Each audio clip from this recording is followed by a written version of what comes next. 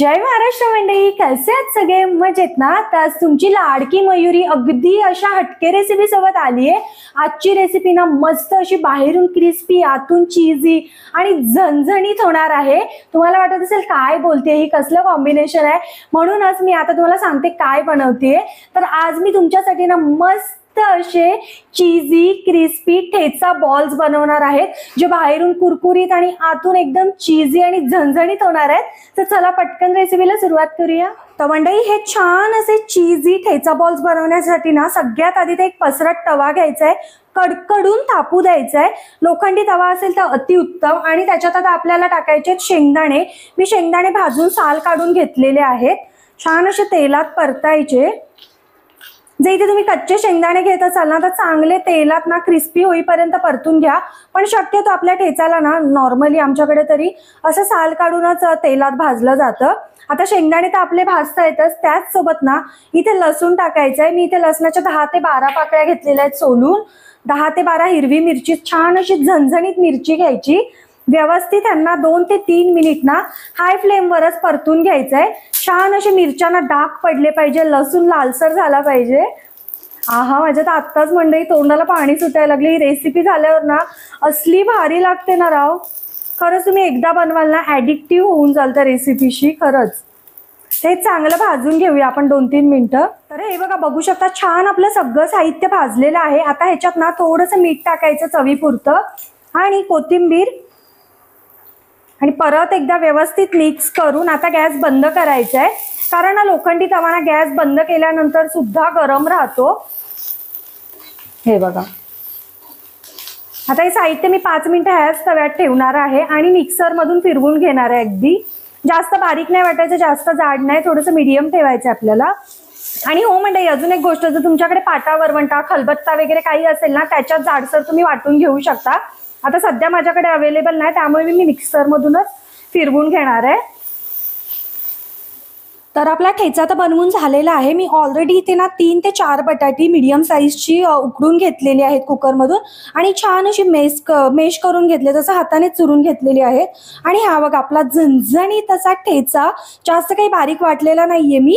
जितका आपण बनवलेला ना त्याच्यातला अगदी इतकासा ना मी काढून ठेवलेला आहे, आणि बाकीचा सगळं ऍड केलाय। तुम्ही किती तिखट खाता त्यानुसार तुम्ही ऍड करू शकता, पण छान असं झणझणीत मस्त लागतं। त्याचसोबत थोडीशी कोथिंबीर टाकलेली आहे मी, आणि आपल्या ठेच्यामध्ये ऑलरेडी मीठ आहे, सो ह्या बटाट्यांपुरतं थोडंसं मीठ टाकायचं चिमूटभर। आणि आता काय करायचं, इथे मी पोहे घेतलेले आहेत। हे बघा, आपले कच्चे पोहे आहेत, काही भाजून वगैरे नाही, असे हाताने चुरायचे आणि ह्याच्यामध्ये ऍड करायचे थोडेसे हा, आणि हे व्यवस्थित मिक्स करायचे आपल्याला। बटाट्याच्या अजिबात ना गाठी अशा राहू नाही द्यायचेत, प्रॉपर असं हाताने चुरून चुरून मिक्स करायचंय। सगळं असं व्यवस्थित मिक्स करून घ्यायचंय आपल्याला। आणि आता हे मिक्स केलं ना की ह्याच्यावर झाकण ठेवून फक्त ह्याला 5 मिनिट बाजूला ठेवून द्यायचं, जेणेकरून आपला ठेचा आणि जे काही बाकी साहित्य आहे ना ते इव्हनली मिक्स होतं। हे बघा, बघू शकता तुम्ही सगळं मिक्स झालेलं आहे। आता ह्याला फक्त 5 मिनिटासाठी झाकण ठेवून आपण बाजूला ठेवून देऊया। तोपर्यंत मी तुम्हाला ना इथे दाखवते काय बनवलंय। मी इथे एका ना ह्याच्यामध्ये कोटिंगसाठी पोहे घेतलेले आहेत, आपले थोडेसे जाडसर पोहे घ्यायचे। इथे तुम्ही ब्रेड क्रम्स किंवा कॉर्नफ्लेक्स येतं ना ते सुद्धा घेऊ शकता, काहीच हरकत नाही। पण पोह्याने ना जी चव येते ना आणि क्रिस्पीनेस येतो तो दुसऱ्या कशानेच येत नाही। आणि इथे मी 2 ते 3 चमचे कॉर्नफ्लॉवर मध्ये अर्धी वाटी पाणी टाकून अशी पातळ स्लरी बनवून घेतलेली आहे कोटिंगसाठीच। तर इथे मी पोह्याचा वापर करते, बिकॉज आपण पोहे जेव्हा तेलातून तळतो ना तर ते क्रिस्पी होतात अजून, आणि बऱ्याच वेळापर्यंत क्रिस्पी राहतात। तसंच ब्रेड क्रम्स वगैरे कसं होतं की थोड्या वेळाने असे सॉगी होऊन जातात, सो पोहे बेटर ऑप्शन आहे। तर छान असं पीठ आपण 5 मिनिटं बाजूला ठेवलेलं, बघू शकता मस्त दिसतं एकदम। आणि आता ह्याचे आपल्याला छोटे छोटे असे बॉल्स बनवून घ्यायचे, मी तुम्हाला दाखवते एक बनवून। तर इतक्या साईजचं मी घेतेय, मीडियम, आपलं जितकं तुम्हाला अजून मोठे बॉल्स हवे असतील ना तुम्ही मोठे देखील घेऊ शकता किंवा लहान सुद्धा घेऊ शकता, पण असे मीडियम छान लागतात। जास्त मोठे घेतले ना की ते इतके छान नाही लागत। आणि हे बघा, आपले जे नॉर्मल क्यूब असते ना अमूलची, काहीतरी 17 का 20 रुपयाला येते, ती मी घेतलेली आहे। त्याचे असे 4 तुकडे करून घेतलेले आहेत। आणि आता हे चीज आणि हे असं आपण मोदकाला कसं कव्हर करतो बेसिकली, किंवा पराठ्याला वगैरे, तसं ह्याला कव्हर करून मस्त असा गोल गरगरीत बॉल बनवून घ्यायचा आहे। हे बघा, छानच दिसतं एकदम. आणि आता काय करायचं, आपण जी कॉर्नफ्लॉवरची स्लरी बनवून घेतलेली आहे ना, मी इथूनच दाखवते. ऍक्च्युली कॅमेरा आज ऍडजस्ट होत नाहीये. सो ती ह्याच्यामध्ये डीप करायची, अगदी अलगद चमच्याच्या सहाय्याने त्याच्यावर टाकायचं. जास्त त्याला असं ताकदीने करायला जायचं नाही, नाहीतर ते हे होतं. आणि थोडंसं असं नितळून पोह्यामध्ये टाकायचं आहे आपल्याला. आणि पोहे असे वरून वरून टाकून प्रॉपरली त्याला चारी बाजूने कोट करून घ्यायचंय. हे बघा, बाकीचे देखील ना आपण सगळे असेच बनवून घेणार आहोत. 2 ते 3 बटाट्यामध्ये ना, जर तुम्ही छोटे छोटे बनवले तरी 9-10 बॉल्स आरामात होतात.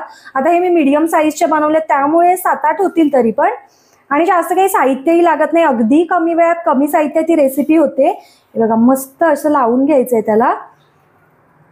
आणि हे बघा, पोहे इझिली चिकटले देखील जातात आपल्या बॉल्सला, काहीच बाहेर राहत नाहीत अजिबात. तर हे बघा, असे बॉल्स आपल्याला बनवून घ्यायचे. जर तुम्हाला पोहे कमी वाटत असतील ना, तर अजून तुम्ही असं करून असं दाबून थोडंसं स्टिक करू शकता, काहीच हरकत नाही. हे बघा, आणि मस्त असे आपले बॉल्स तयार आहेत. एका प्लेटमध्ये ठेवूया आणि बाकीचे सगळे रेडी करूया. तोपर्यंत मी एक बाजूला तेल सुद्धा तापत ठेवलेलं आहे. आणि छान असे गरमागरम कडकडीत तेलात तळायचे आपल्याला हे. जेव्हापासून मी रेसिपी घरी बनवण्याला राव, खरंच माझा मुलगा सुद्धा खातो. इतकं ठेचा तिखट असतो ना, तरी देखील तो आवडीने खातो. जर तुम्हाला ही प्रोसेस जरा हेक्टिक वाटत असेल ना, आधी सगळे असे चीज टाकून बॉल्स बनवून घ्या आणि त्यानंतर तुम्ही डिप करत राहिलात ना तरी देखील चालेल. तर चला, मी हे सगळे बॉल्स बनवून तुम्हाला भेटते 5 मिनिटात. तर मंडळी, हे बघा, छान अशा सगळे बॉल्स आपले रेडी आहेत, बघू शकता. आणि तेल पण छान तापलेलं आहे. तर आता ह्याला ना तळून घेऊया, असं गोल्डन ब्राऊन कलर येईपर्यंत. मस्त तेल पण मस्त तापलेलं आहे, बघू शकता. आहा, आणि टाकायचे बॉल्स यामध्ये अगदी अलगद. हा, 3-4 टाकूया, उगीच चिकटले वगैरे तर प्रॉब्लेम. आणि टाकल्या त्यांना अजिबात असं मिक्स करायला जायचं नाही, चिकटतात ते झाऱ्याला. सो त्यांना तळू देऊ. हे बघा, असं तळत आले ना थोडेसे, हे बघा, तेल कडकडून तापलं ना की हे पटापट तळले जातात. आता सध्या तरी माझा गॅस मीडियमच आहे, हाय फ्लेम करायची नाही अजिबात. बिकॉज हाय फ्लेमवर कसं होतं, बाहेरचे पोहे ना लगेच करपले जातात आणि आतमध्ये ना असं छान टेक्स्चर नाही येत. त्यामुळे मीडियम फ्लेमवरच तळायचं, लो फ्लेमवर सुद्धा तळायचं नाही, बिकॉज तेल जास्त ॲब्झॉर्ब करतं ते. तर त्याला आपण ना तळून घेऊया मस्तपैकी 1-2 मिनिटभर. तर मंडळी, अगदी कमी वेळात आणि कमी साहित्यात होणारे आपले मस्त असे चीजी झणझणीत ठेचा बॉल्स तयार आहेत. हे बघा, बघू शकता, असले मस्त दिसत आहे. आणि आपण जे बाहेरून पोह्याची कोटिंग केलेली ना, मस्त कुरकुरीत झालेत राव पोहे. थांबा, आपण एक ह्याला तोडून बघूया चीज पूल वगैरे काही येतंय का. ऍक्च्युली सगळे तळताना थोडंसं लेट झालं, मला थंड झालेत ते, पण ठीक आहे, तरी पण येतोय थोडासा चीज पूल. हे बघा, चीज मस्त आतमधून मेल्ट झालेला आहे, बघू शकता तुम्ही. छान असे चीजी आणि बाहेरून क्रिस्पी, आतून सॉफ्ट असे दिसत आहेत. सो तुम्ही देखील ना घरी नक्की बनवून बघा. आणि व्हिडिओ आवडला तर लाईक करा, चॅनलला सबस्क्राईब करा. थांबा, आपण अजून एक बघूया बॉल येतोय का चीज पूल, कारण हे थंड झालेत, गरम असतात ना तेव्हा थोडासा चीज पूल येतो. नाही, आता तरी सध्या नाही येत आहे, पण आतमधून चीज बघा प्रॉपरली मेल्ट झालेला आहे. सो खरंच घरी नक्की बनवून बघा. आणि व्हिडिओ आवडला तर लाईक करा, चॅनलला सबस्क्राईब करा. भेटत राहीन अशाच नवनवीन व्हिडिओ सोबत. टिल देन बाय गाईज, खात राहा, मजेत राहा.